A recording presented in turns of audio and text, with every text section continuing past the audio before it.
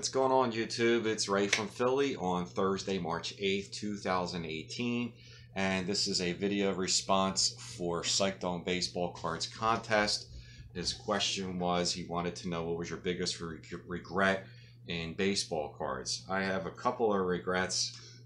The first one is involving cards, but they weren't baseball cards. It was a basketball card and a football card. And I'm going to say, I think it was 1992, I had a Magic Johnson Larry Bird, the 3-panel rookie card with Dr. J in there. I had that card that I pulled out of a pack in 81, and then around 92, I sold it at an auction in a store in Pendle, Pennsylvania, just to buy more baseball cards. So that was the Magic Johnson Larry Bird rookie card. In the same auction, I brought my 81 Topps Joe Montana rookie, and the Magic Bird rookie easily would have graded an 8, and the Joe Montana would have graded an 8 or 9. So that was another card that I sold. So it was a basketball card and a football card, and that was to buy more baseball cards. The other regret is baseball related but not card related. My all-time favorite memorabilia item is the 500 Home Run Club lithograph that was done by an artist named Ron Lewis. In 88 or 89, there was a show in Atlantic City, New Jersey with the 11 living members of the 500 Home Run Club. And I go to my local store in Drexel Hill, PA, and the owner had that lithograph framed and all signed up on the wall behind his counter. And I was admiring it.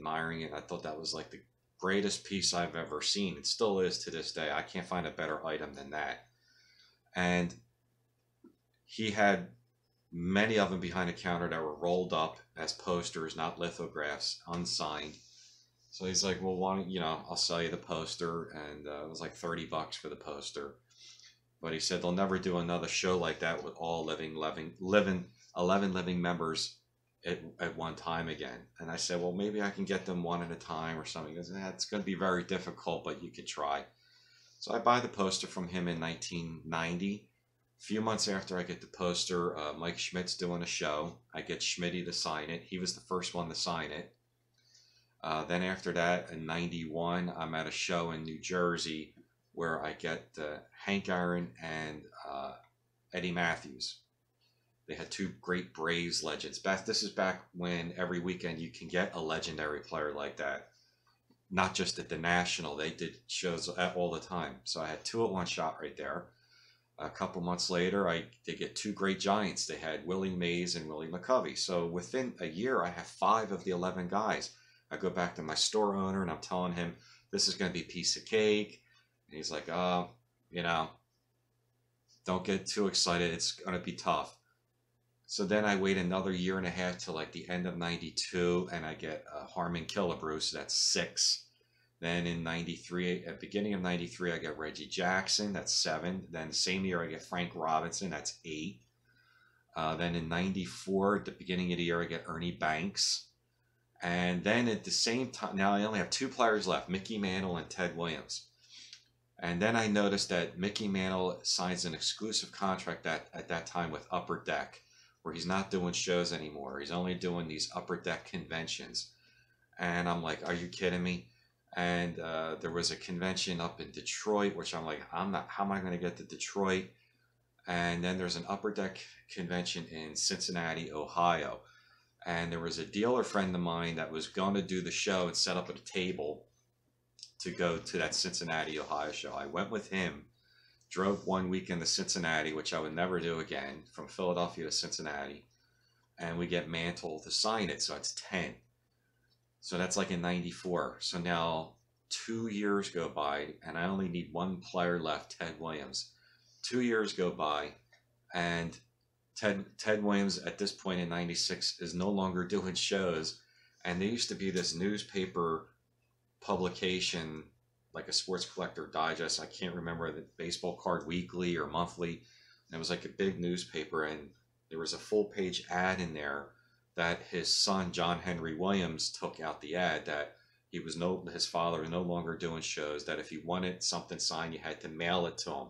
So I didn't like the idea, but I had 10 out of the 11 guys signed on there, and I only needed one player left. So imagine sending this item with 10 Hall of Famers signed on this, and I take it to the post office, bubble wrap this thing 20 times, put popcorn in it, insure it for like $1,500, send it off to John Henry Williams, Ted Williams' son in Florida, and it says you'll get it back in like 4 to 6 weeks. I'm sweating it out, waiting and waiting.